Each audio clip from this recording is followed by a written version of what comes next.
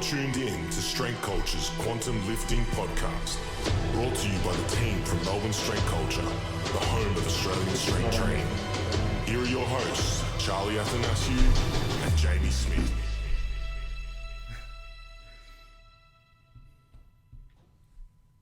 Welcome to Chapter 51 of Strength Culture's Quantum Lifting. No, this will be 52. Why? Because we're putting Crazy As up first, remember? 52. Chapter 52. Chapter 52. We've mixed up the chapters here a little bit with Jamie going to America. So we're doing some sporadic recordings. Today is actually a Sunday.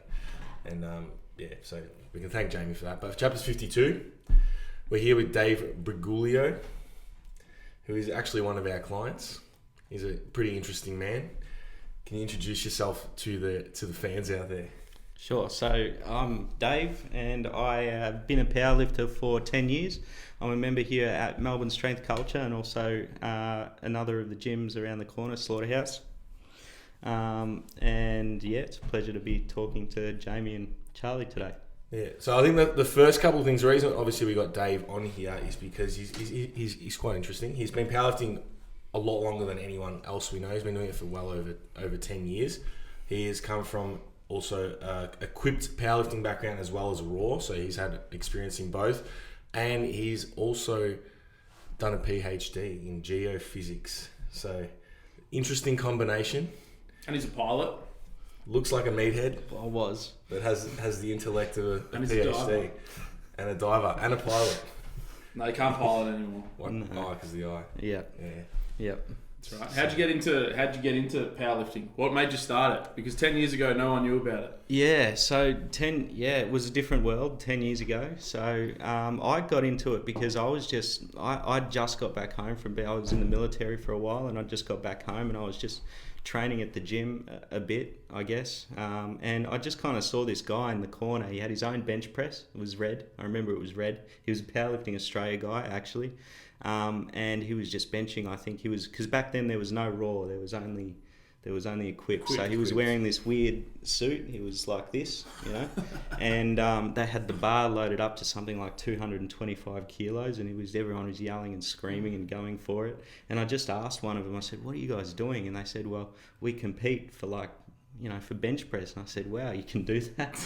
And they said, "Yeah." And I said, "Oh, cool. Can I come and have a look one day?" And they said, "Yeah, come to training next week." And I came to training, and I did not miss a week after that. I loved it. So Which gym was this at? that was at Fitness First Bayside. What? Yeah, that was at Fitness First Bayside. So Who else are those people still training? Do you know where they are? Yeah, the guy, his name was Yuval Bar. He still holds some all-time Powerlifting Australia bench records, under 82.5 kilo, I'm pretty sure. He is back in Israel now, so he's not competing anymore. And the other one was Malcolm Slinger. He was an older guy. Slinger? Yeah, great name for a bencher.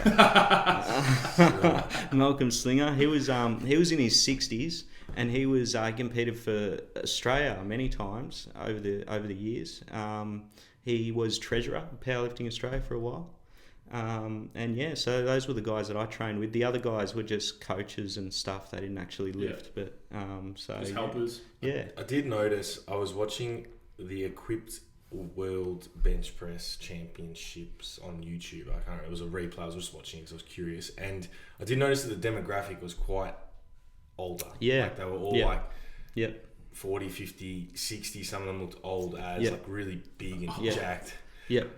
Is that typical of that sort of... Back then, so I think that there's a reason for that. So when I started, as I mentioned earlier, when I started powerlifting, there was no raw. There was one category, and it was equipped, and you could compete raw if you wanted to. But you get demolished. Well, yeah. I mean, my raw bench is probably higher than many equipped benches anyway. But basically, you were up against equipped lifters most of the time, so you're all in the same boat. So there was no raw. So if you wanted to be a powerlifter, you needed to go out and buy all of this gear and all sorts of stuff. And so the sport was quite limited. Like Powerlifting Australia at the time, it's something like 250, 300 members. Like it was really small. Quite high barrier to entry to get into the sport. Yeah. So not many people knew about it, and then those that did find out about it soon found out. So if I want to join this sport, I've got to spend something like $1,000 worth on gear.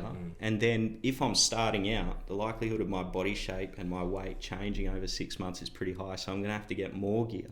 So I'm going to, after probably a 3-year period, you're probably spending like a few $1,000s in just equipment. like new equipment. And 90% of it is useless, right? So there was a big barrier to entry. And then when Raw came in, about sort of 2000, what was it, maybe 2011, 2012? 2012, yeah. They had the first IPF World so Championships. There was this massive influx of younger people.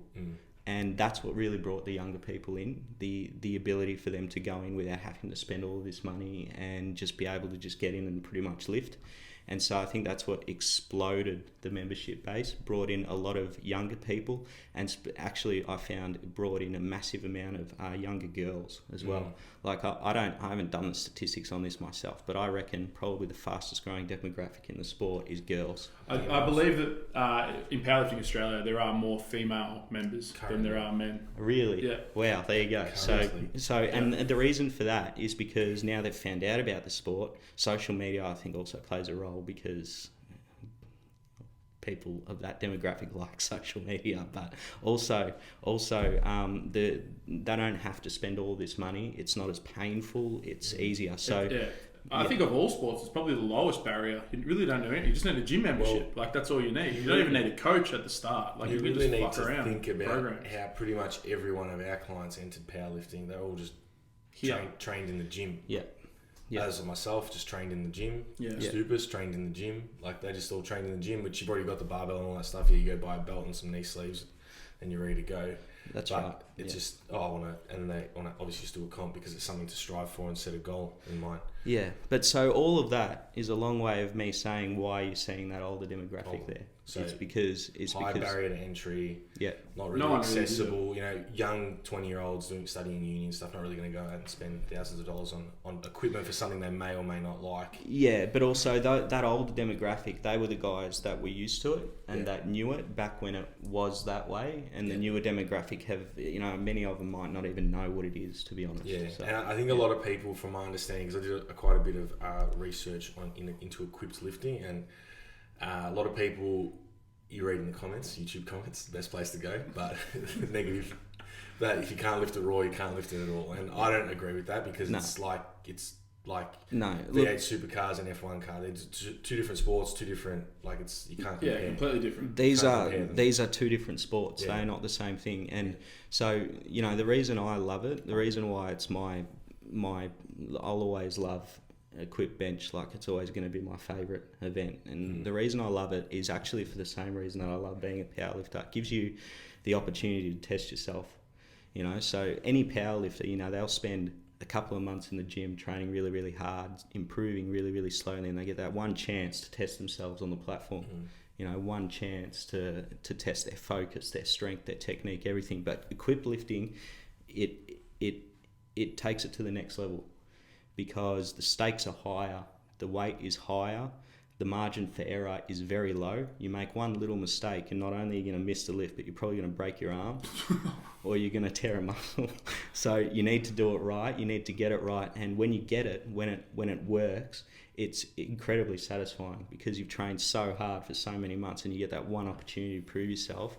And if it falls into place, it doesn't matter who you're competing against. It doesn't matter what anybody else does. It doesn't matter where you place. What matters is being able to prove to yourself what you can do, and it gives you the opportunity to do that. And so I love it. And I actually think that if you took any of your powerlifters here and you put some gear onto them and they tried it, they would love it for all the same reasons that they love being a raw powerlifter.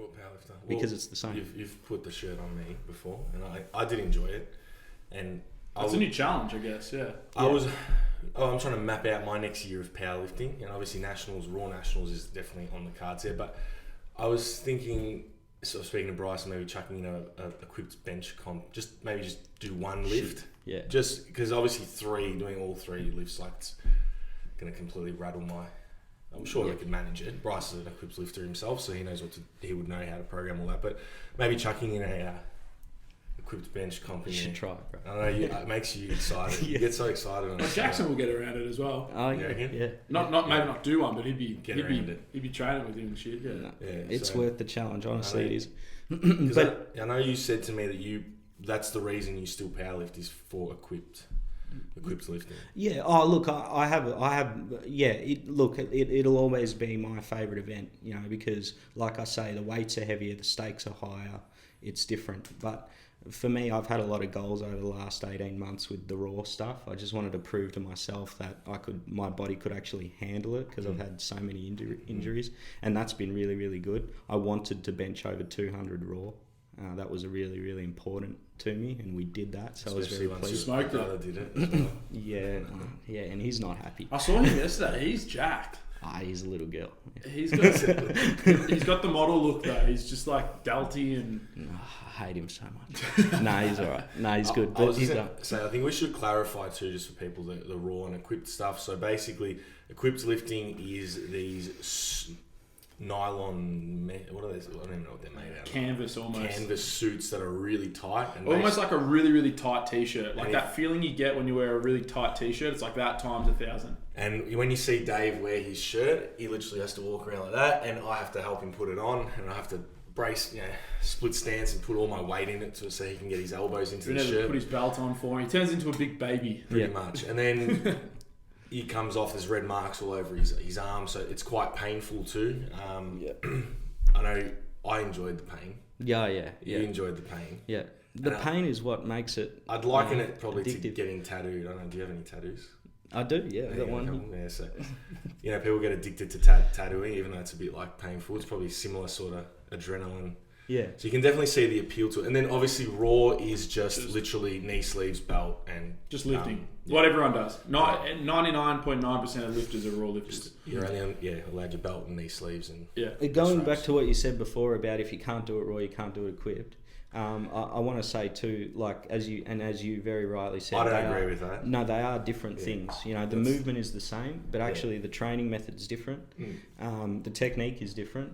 What you have to do in competition, how you prepare for it, what you do on the day is actually different. So there's actually no need to even really say that. I understand that, and I think obviously we're a bit more educated and we look at things a little bit more rationally and objectively, but again, YouTube comments probably not the best place to go for objective opinions, but you can definitely see why people who aren't, it's and they might almost feel threatened by it. Like it's just they're threatened this skill. Like, but then there's two different sports. It's like it is, yeah. It's like running and riding a bike. But the good thing is you've got just don't compare. They don't. But the good thing is you've also got your raw bench to support the equipped left. Yeah. Like, so this comp, 2 months ago now, we did unfortunately a bench only after tearing the adductor in the last squat rep of the whole cycle in the peak week, which is very unfortunate. But we still got out there and benched, and we benched 205. That's right. And what have you hit equipped? My best is 245. 245. And then we had the shirt debacle. So do you want to talk what happened there? Basically what happened was, I suppose two things went wrong. So because we had the equipped comp yesterday. Yeah. I thought that by maintaining my body weight my body weight category under 100 kilos, I'd be okay to wear the same suit that I've had for the last 2 years. But I'm a lot stronger this year than I was last year, and I've put on a little bit of weight around here. And so my equipment doesn't actually fit me anymore. So it was just too tight and I couldn't use it properly. And I was lucky to get the first one, the 240. You didn't touch all lead up either. No. We didn't get a single touch. Couldn't touch my chest in the whole training cycle. And I only had 3 weeks as well, because the other event was a few weeks ago, and I only had 3 weeks in the equipment. Normally you'd have 6 at least. So I only had 3 weeks, and we couldn't actually touch. It was too tight.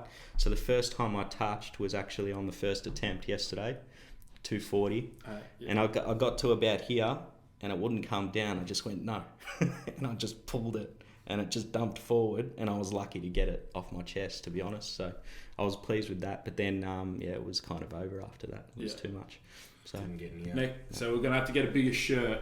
Yeah, I've ordered one. I did order one. It got to Australia, but it didn't quite get to me in time. Yeah. So, yeah. What's the shirt cost now? So you said 10 years ago it was about $50. Oh, so it's still a decent amount. Yeah, I looked into them. Yeah, but it's got to do with the Australian and US currency change, really. That's the main thing. So like at the moment, about $250 US. Yeah. So Fuck, be like $400. exactly. Once you put postage on it. Yeah. So I ordered it, but it didn't arrive in time. So That's all right. we'll use it next year. And when are the plans to get into the equipment next? Yeah, I don't know. I mean, I'll have to have a look at the competition calendar and which events we actually want to do next year. Because I don't really want to do exactly the same as what we did this year, because we were competing in two different federations, and I mean, all of the federations in Australia have their nationals and state titles seem to be at roughly the same time. So if you want to do more than one federation, you're looking at like 3-week, 4-week kind of, gaps, which is nowhere near enough. So I've got to think very seriously about which federations I actually want to lift in, and then that will determine which events we're going to lift in, and then from there work out whether any of those are going to be equipped. But I really want that record I was going for yesterday. I should have got it, and I want it. So we'll get it next year. Yeah, and I think we're going to get a three lift in. Finally. Yeah. Oh no, I did. Well, this year we did, but it was like a warm up. It was a lead in. Yeah. What did we squatted 220? No, heavier than that. 235. 235. Yeah. Benched 187. Benched 190. 190. Yeah. Deadlifted 245. Yeah, something like that. And then the next comp, we were flying until the last rep. Unfortunately, sometimes powerlifting, the last rep of the squat, we got a slight tear in the left adductor. And we were going to risk it, but then we thought, well, it's not worth it. It's not worth it. Yeah. So that's actually disappointing. It was something I wanted to, because obviously you've had quite injury riddled last few years. So getting out and doing a 3-lift raw comp is actually a pretty big milestone for you. Yeah, coming off the last few years where you came to us and couldn't really even do anything. Squat with 70 kilos. So no, that's right. How did you manage?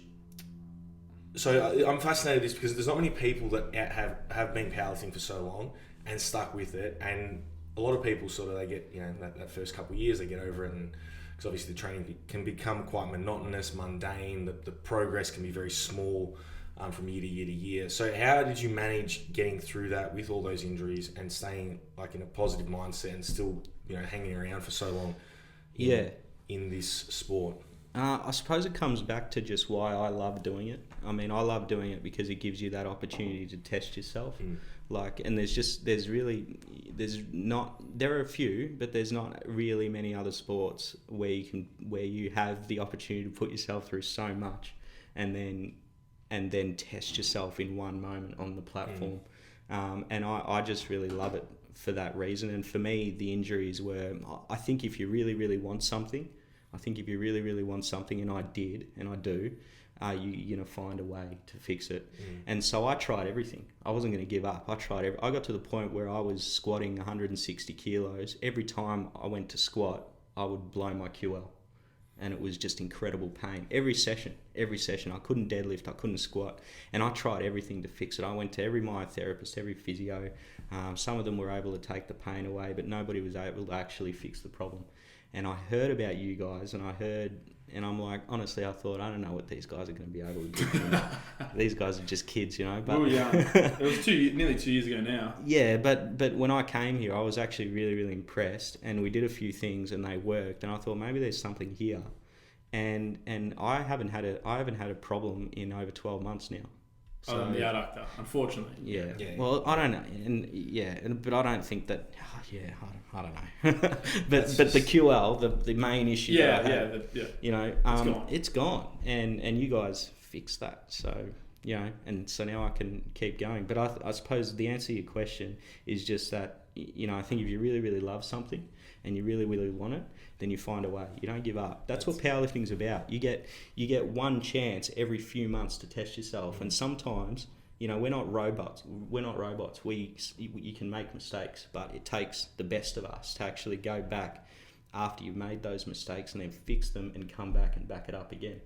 And that's what makes the best powerlifter, because you're never going to win the biggest international event on your first day. It takes time, and it takes effort, and it takes mistakes, and it takes failures, and you need to learn from them, and you need to get better because of them, and then that's what makes the best lifters. So if you want to be the best, you've got to go through that stuff. 100%. That's what I Because think. I've felt a little bit like that myself with my training at the moment. A little bit like just going through the motions. Not the motions, just getting the work done at the moment. Like, I'm probably not as motivated as I was last block, but you just got to stick with it. Because, you know, as you said, like, the end goal is more important. So you just got to do the work, do the work. Yeah, that's right. Keep showing up. That actually is one. So we've spoken about Viktor Frankl before, but his quote: "When the why is big enough, a man can endure almost anyhow." And obviously that's a really good book that I highly recommend. Man's Search for Meaning, about his experience in the death camp and concentration camps in Nazi Germany. But that was his quote, because he was like, when your why is big enough for anything, you will get through whatever you need to do. Don't think of a reason why you shouldn't do it. You know, because there's a lot of lifters, there's a lot of athletes who might say something along the lines of, "Oh, if I do it, something might happen. You know, or I might get injured, or I might not do what I was hoping to do." And it's like, well, you might not, but if you give yourself a chance, you just might be surprised with what you achieve. Yeah, definitely. So, yeah. Nice. Well, I reckon we'll move on to what we're both very fascinated about. I'm fascinated by your Because external life, Dave. I think you are the most interesting man. Enough powerlifting talk. So you've studied a PhD in geophysics. Yeah, I don't actually. Just explain, what is it? think- What is the study in? What is your job? If somebody was trying to take your job, So what would the definition be? I've tried to understand this shit, and your brief description was to me, "I just work with geeks who play video games." And I was like, "What do you mean?" Okay, well, so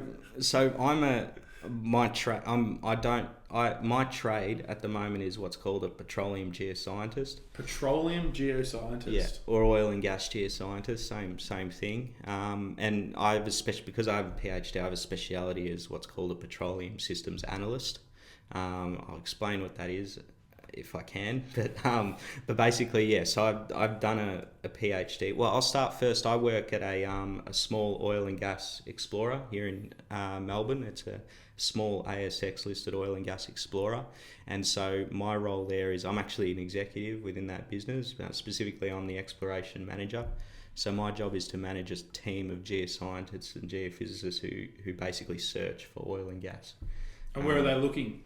So we have permits all around Australia at the moment. We've got 2 offshore Gippsland. Yep. 1 offshore Otway, just west of King Island, and we've got another one on the northwest shelf of Australia. So all of our areas are offshore. Yep. So in it's the all water. offshore. Yeah. And when you say they're looking, how are they looking?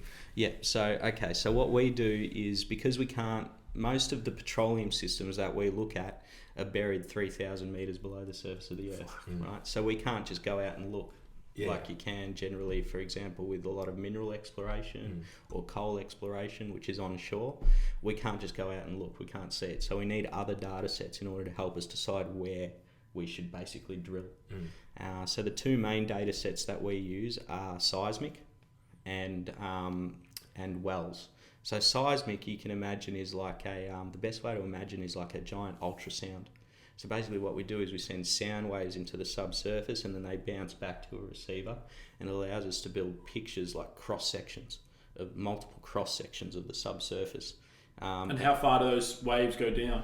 Well, they go down really far, like they can go down to about sort of 30, 40 kilometres, but they allow us to accurately image the upper sort of 7 to 8. So it's more accurate the higher, and then the deeper it gets a bit you sort lose of signal. muddled. Yeah. So we process that data in order really to image the upper 8 kilometres. Yep. Right, and that's where the petroleum system is anyway. So any deeper than that, we're really not interested. But so we use that data in order to help us build a structural picture of the subsurface. So we can actually interpret that data to tell us what the structure is down there. Right, and then what we can do is we can take existing wells that have already been drilled in the area that tell us about what rock types are actually down there. We can superimpose that information onto these cross sections, and then we can actually build a 3-dimensional geological model of the subsurface. And how accurate would you say that process is? I'd say the actual yeah, okay. So it's hard to quantify the accuracy of it, but to give you an idea of what we're trying to interpolate, for example, we might have a seismic line that gives us that cross-sectional image, right? And they would be 5 kilometres apart, often. So already we have to interpolate what's between those two lines. Okay. And then we have well data. I mentioned we superimpose the well data, right? Well, a borehole is that wide. So you're talking about... That's it. We're talking about maybe like a small plate, like a tea plate. Yeah. So... For those listening and not watching. Yeah, and we might have 5 or 6 of those in an area. So we're talking about 5 kilometre spacing on a couple of 2D lines, and then you're putting... A couple of dinner plates. Yeah, and you're making inferences about 100,000 square kilometres with those data points. Yeah. So it's hard to quantify how accurate that can be, because you can be 100% accurate maybe, but anything could be going on between those data sets, and we need to, as geoscientists, we need to, the best of us are able to use that information in order to create models that are accurate based on analogues and other data that we've seen where it's worked or where it hasn't worked. And so, it's a pretty challenging job, but it's also very interesting because you get to build an understanding of the history of the planet that most people don't have. Yeah, they would have no, definitely not. Everybody's just fed shit. Yeah, that's right. And I'm not going to debate climate change or anything, but it's a really interesting job because you get to build an understanding of 4.6 billion years of the history of the Earth. Yeah. And the scale at which Earth changes happen that most people don't have an appreciation for. Yeah, so, definitely. Yeah. So how long was... So let's go back to your study then. So what was your PhD in? So my PhD was in it integrated geophysics, geochemistry, geology, structural geology, and sedimentology. So it was actually multiple fields, but mainly geophysics. And it was on Western Victoria. So Western Victoria would be everywhere between Geelong and South Australia. And basically, my job in that project was to build a model of the evolution of that area from about 140 million years ago to the present day. And then after building that model, look at how that has affected the petroleum system in the subsurface so that we can use that model to optimise exploration in that area. And what did you find the evolution of 140 million years of Earth being in that small area? Well, what's really interesting about that area is that 140 million years ago it was actually joined to Antarctica. So there was no ocean there. Really? So it was actually a series of lakes and rivers. Yeah. And then probably about, I think it was maybe 100 and... I'm trying to think when the separation started to happen about 100 million years ago. In that area, it began to rift apart and create a whole series of discrete, basically, depicenters or holes in the Earth's surface. Yeah, that created these giant lake environments that existed there. This is Antarctica and Australia. Yeah, as it was beginning to separate. It was a warm environment. It was probably a really warm environment that had a whole series of rainforests and things like that, and a whole bunch of fauna and flora that are now extinct. And changed, and basically we were able to show when we had transitions between lakes and rivers and then back again, and then how that has an impact for the petroleum system and basically help us search for oil and gas. And oil is like, is it just like fermented natural matter or something? What is oil? How does it form? How does it form in these pockets under the surface? Yeah, fair enough. No, it's okay. So oil is derived from organic matter. So basically, most of the oil and gas that we have in Australia is derived from plant matter. Yeah. So basically, the reason why these lakes and rivers are important is because you had these forests that were around them and these things and vegetation that was living near them or inside of them. And then when that dies, it gets buried and compacted and is subjected to temperature and pressure in the Earth's crust. And when it is subjected to enough temperature and pressure, it actually converts to what we call kerogen, that then in turn converts to liquid hydrocarbon, which is oil and gas. Yeah. And then that oil and gas then migrates to traps. So when I mentioned before, when we look at these two-dimensional cross sections, we're looking at the structure. We're looking at particular types of structure where that hydrocarbon will have actually migrated to. Yeah, and creates like a pool. Exactly, yeah. So hydrocarbon is buoyant, so it's lighter than water, so it migrates upwards into traps, and that's what we're searching for, basically. Yeah. So crazy. Yeah. Absolutely crazy. Yeah. I'm speechless. I don't know what to ask next. Yeah, well, It's just a different job. It's a different life.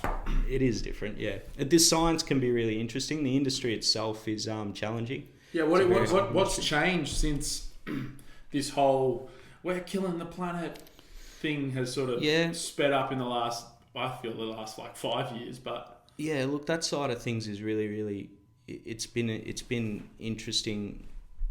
I don't think it's materially affected the actual climate change issue, and the sentiment around that hasn't actually materially affected our industry yet, because oil and gas is fundamentally important to everyday survival of our society. Yeah, really. So at the moment, but it will eventually. For me personally, I think it's really interesting because as a scientist, any innovation that can result in a energy source that is renewable and that doesn't result in greenhouse gas emissions is pretty interesting. So if that's possible, then that's really interesting. It's hard as a scientist not to be interested by that. But we aren't there yet. Yep. We don't have that yet. So for somebody to say something along the lines of we need to turn off all of the coal-fired and gas-fired power plants today is probably forgetting that to do that means within a week we'd be done. The lights won't come on tomorrow. So, yeah. So we need to be. I'm all for that. But don't get me wrong. Even though I'm an oil and gas geoscientist, I've also worked in water. I've worked in carbon capture and storage. I've worked in geothermal. So I'm all for interesting and new stuff. It's not just flick the switch off. You've got to actually have processes to transition to other sources to sustain society and the planet. Yeah, that's not exactly. Just turn them off. Yeah, So that will change our industry eventually, but we're not there yet.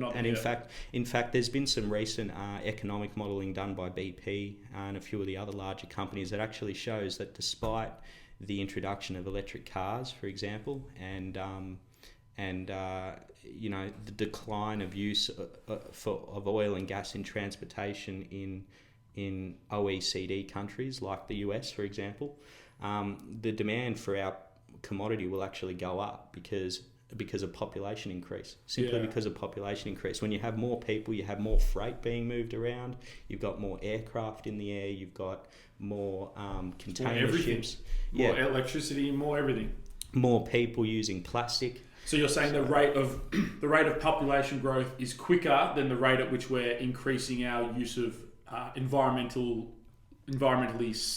longevity energy sources for currently. Yeah, well, it's not just the energy. Yeah, basically, yeah. But it's more specifically around the use of freight and transportation, air transportation, and things like that. That mean that oil and gas is still going to be extremely important, but at a lower rate than it has been in the past, basically. So it'll be interesting to see how things change. For me, like I say, as a scientist, I just think anything that's innovative and that results in an environmentally friendly solution that actually works would be great. But yeah, we need to get there first. We're not there yet. What happens when you do decide to drill? The risk reward, if there is, you decide this is the spot we're going to drill and there's nothing there. So we normally, when we work up an area, so I've got a team of geoscientists that I have working with me at my current company, for example, and we would work up an area, and we would work up what we call a series of leads and prospects, and the prospects are the things that we're suggesting should be drilled, and we would put what's called a chance of success on those. So we'd sit around as a group for like 2 or 3 days and actually look at each prospect and come up with a chance of success.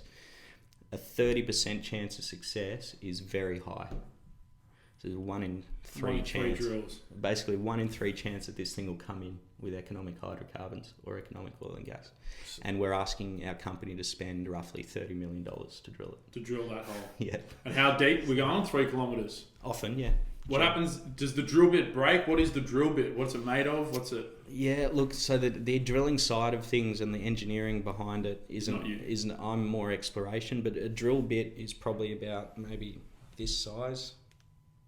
Yeah. And it's got like these 3 or 4 sort of heads that rotate like this. They're diamond tipped.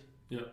and yeah, so and they can fail. They can And fail. you just punch the surface Yeah. straight down. Yeah. Bam. Yeah. How long will the drill take?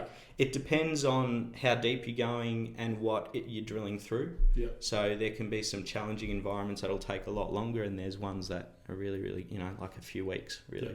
So, and there's ones that can take, a couple of months. Really? The most interesting ones are up in the onshore areas in Papua New Guinea, onshore Papua New Guinea highlands, where you're up in the mountain ranges there, and they have to actually helicopter all the drill bits in. All the parts of the drilling rig in. Because I guess for a 3 kilometre hole, you need 3 kilometre worth of pipe to push the drill bit further and further and further. Spot on, yeah, that's right, yeah. Yeah. So what's the deepest you've ever drilled? Look, the wells I've been involved with are generally never more than sort of range between 1,800 metres and about 3 or maybe high 2. 2.8 kilometres. Yep. The deepest wells in offshore Australia are about 6 kilometres, which is very, very deep. Very deep. Yeah. So, but I mean, you can get it wrong. Like, it's this big. Yeah, as you And said, we're giving you a 30% chance of success that it is, and we're asking to spend 30 million Australian dollars, sometimes 30 million US dollars. So yeah, it's high stakes. Yeah. Who makes the final call? Is there a team of like a board, or is it just one person? Yeah, no. It's generally a board, so it'll be a board. So basically, we'll have to take the results that my technical team has come up with, and so I act in my company because of the position I hold. I act as an advisor to the board of directors, so I sit in on most of the board meetings. And if we were planning to drill something, I would present that to the board of directors to say, this is the prospect with our least chance of success. Our highest chance of success, and this is the one that we're recommending that you pursue. This is how much it's going to cost, and it's now up to you guys to make a decision on whether you want to go ahead or not. Often we work as joint venture, so we'll have a joint venture arrangement with another company, and we'll have joint venture technical committee meetings where the decisions are actually made as two different companies. Cooperative. Yeah. So, and they can be challenging because you have different views from other companies, and you have to. It becomes, our job is very much, you can have the best scientist in the world working for you, but unless they have the ability to actually communicate their results effectively and in a influential way, it's worth nothing. So our job is, as much as anything, about being able to present results and present science meaningfully and influentially, so that it actually gets to the audience and people go, I see what you mean, and it makes sense. Yeah, you can actually influence people. Yeah. Rather than just Yeah. communicating poorly and not getting anywhere. And I've seen plenty of examples of that. I've seen projects go ahead that shouldn't go ahead, and the only reason they have is because the person who communicated it really well. Yeah. And they got their project. It becomes selling. It's like any like we sell exercise to everyone. And when you came to us, we sold. Yeah, we can fix your QL, and you're just doing the same thing. Yeah, we should drill this 3 kilometre hole. Yeah. And lose 30 mil potentially, but Yeah. it will be worth it. Yeah. Here's the reward. Yeah. So yeah. Interesting. It's a fascinating job. It's just a fascinating life. All-time bench presser of Australia, one of the best. What is your rank in the bench press? You sent it to me. 10. This year? That was this year? Yeah, so top 10 this year. Top 10 for this year for Raw. Raw. With the 205 at 99.6 or 99.8. Yeah. Something like that's that. Right. Yeah. Top 10. Yeah, pretty good. I'm pleased with that. Yeah. It's interesting. So hopefully we can climb that next year. Is this how you got into? So obviously you have a fascination with the earth, natural science. Is that why you got into diving? No, I was diving before that. Before that? Yeah, I just always loved the sea. Always loved the ocean. So I learned how to dive when I was in high school, and then you do your own dives now. No, I normally go with dive companies because they take you to the interesting places. So I mean, I could if I had my own gear, I could just go here in the bay. But I like to go to interesting places. So I like to go to places like reefs around the world, or shipwrecks, or places like that. Just places I haven't been. So yeah, I normally go on dive like charters or things like that. What's been your best diving location? The best one I've been on was in Fiji. It's called the Shark Wall Dive, and it's great. So what they do is there's a coral wall. It goes down to 30 meters, and you go down to 30 meters, and you all sit along the bottom in like a semicircle like this, and the wall is behind you here. And the Fijians come out across the top with just a wheelie bin full of fish heads and just guts, and they just drop it. And then about 5 minutes later, there are bull sharks, hammerheads, tigers, and they're all just right there, like this far away from you, right in front of you. They're obviously all harmless. No, No. the bull sharks are very dangerous. But they don't. They're interested in what they're being fed. They're not interested in the divers, but they're this close to you. And honestly, like, you think you'd be scared being in the water with a shark, but it is unbelievable. So good. Yeah. Has anyone ever been attacked? I'm not aware of divers being attacked in scuba gear by sharks. I'm sure it's happened, but I'm not aware of it. Not aware of it. Yeah. So diving with sharks is my favourite thing to do. I love diving with sharks. Shark diving. Yeah, it's good. Imagine being down there in a bench shirt. You'd be helpless. That's what it felt like for me. It felt like a bench shirt. How do you fit in a wetsuit? If you can't fit in a bench shirt, how do you fit in a wetsuit? I do not wear a wetsuit. You do not wear a wetsuit. No. You've got to go to the warmer climates. Yeah, I went to Queensland. I was on the Barrier Reef a few weeks ago, just off Port Douglas, and I went for 3 or 4 dives, and they said, okay, here's your wetsuit, and I tried to put it on, it just wouldn't go on.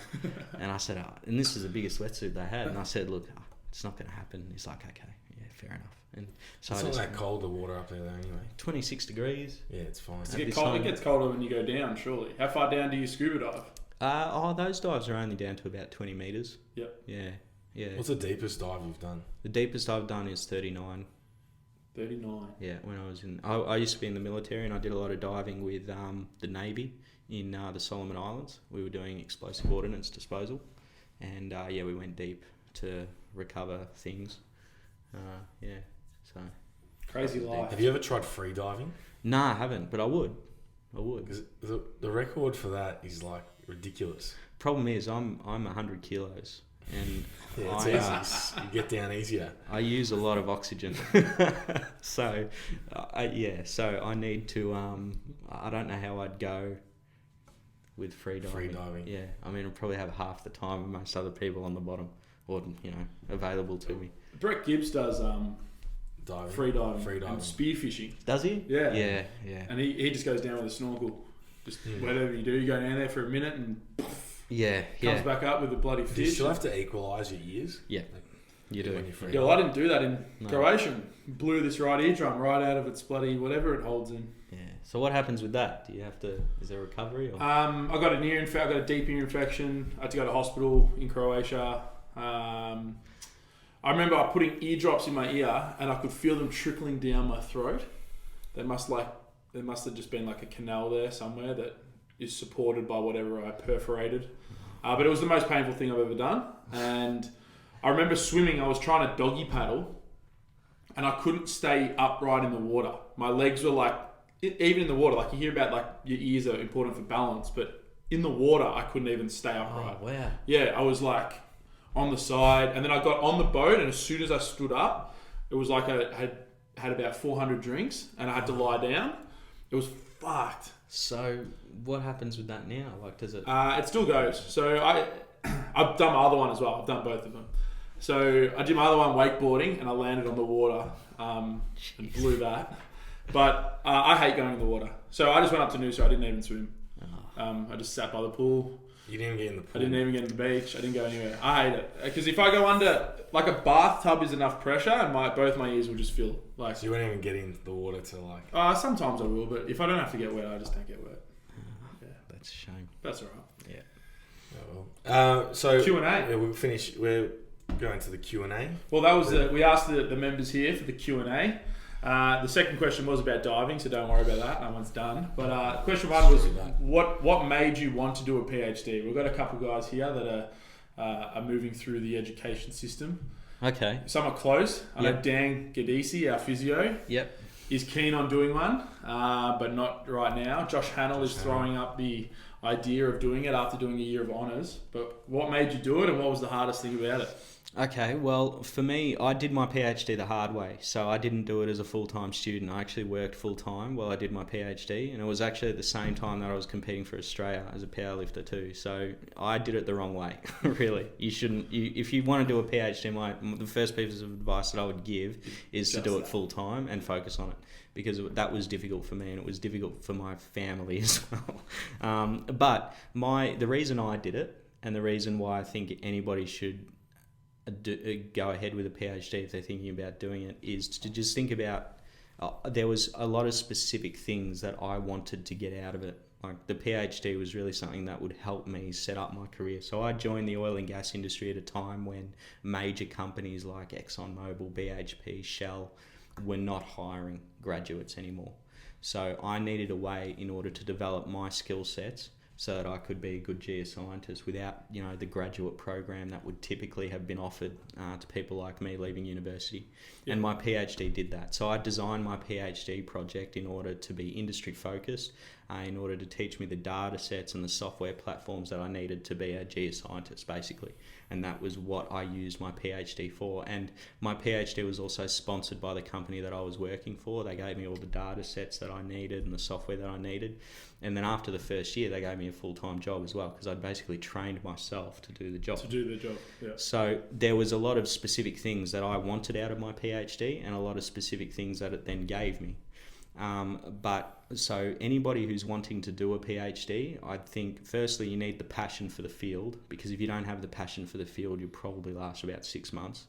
But secondly, make sure that there are either one very compelling bit of motivation or reason behind why you're doing it, or a series of goals that you have that PhD is going to really help you achieve. Yeah. Because if they're there, then you'll get a lot out of it, and it will do a lot for you, and it will propel your career or your position in that field a long way. But if you don't have any of those things and you're just doing it because I think it'd be cool to call myself doctor, then it's gonna end badly for everybody involved. So that would be, for me, the reasons, in answer to the question, the reasons that I did it was because there was a specific set of reasons and things that I wanted to get out of it, and it achieved that. And for anybody else going ahead with it, I'd say that you need to think about those reasons very carefully. Yeah. Cool. That's pretty much it. Cool. Want to wrap this up, Charles? We'll leave it there. Well, that was quite interesting. I didn't actually say that much because I was just listening to you the whole time. That was very interesting. I actually learned a lot of new things about you. Hopefully people didn't fall asleep. You're still the most interesting man I've ever met, Dave. You are. Thank you. I do actually want to touch on quickly before we wrap up. When you go to which Asian countries do you go to? Which Asian countries do I go to? For meetings? For work, Singapore, Malaysia, a lot. And they're in awe of you, apparently. Last week I was in Taiwan. You're a god. You rock up and they're just like... But I'm assuming that in your field of work, there's not many 100 kilo... Bench press champions. Yeah, certainly a little bit of an enigma. So I've got South America as well. I've travelled all over the place for this job. And when you rock up, what's the best comment you've ever received from someone? Well, I was in a meeting. I was in a meeting in Taiwan last week. Was it last week or the week before? About 2 weeks ago. Yeah. And I was sitting in the meeting with my executive chairman, and I had just presented our, investment opportunities the pitch. To CPC, which is the national one of the pitch to the sharks. basically the national Taiwan oil company, really. And my executive chairman said, what do you guys think? Is this something you guys would be interested in pursuing? And the gentleman across the table said, but we would be most interested in something with attractive commercial terms, which means basically you got to give us a good deal. And my boss said, okay, you can arm wrestle Dave. And I just went, you can arm wrestle Dave, and then if you win, you can have a good deal. So I'm assuming the arm wrestle did not take place. No, it didn't. Have you ever met another powerlifter in the field? No. Never? No. Bummer. No, I've never met another powerlifter in this field. No. I've met plenty of people who want to do it. I teach at Monash Uni as well. I lecture at Monash Uni. And what's really funny about that is because until recently I didn't have Instagram. But there's all of these things on Instagram about me. And last year I was lecturing to a bunch of students because I take the second year science students for their last 2 weeks of semester 2. And I, they introduce you and stuff, and you spend half an hour teaching and doing the practicals and stuff, and then all of a sudden they go, "Oh, hey, I just found you on here. Can you really bench press 240 kilos?" Yep. So it gets a bit of attention. No doubt. Yeah. Enigma. All That's finished. it. Wrap it up. What is your Instagram? And then that will probably be it. At Dave Brig. Yeah. DAV. I'm actually not sure. BRIG. Yeah. That's all it is. Yeah. You'll get tagged in us within the next 2 weeks anyway. But this will come out on, it's about a month. Thursday Before you go the away. 12th. Thursday the 12th. Anyway, we'll leave it there. Thank you for coming on. The sharing 10th, sorry. It's a pleasure. That story with us. That was quite interesting, and we'll see everyone else in the next episode. That was chapter 52. Done.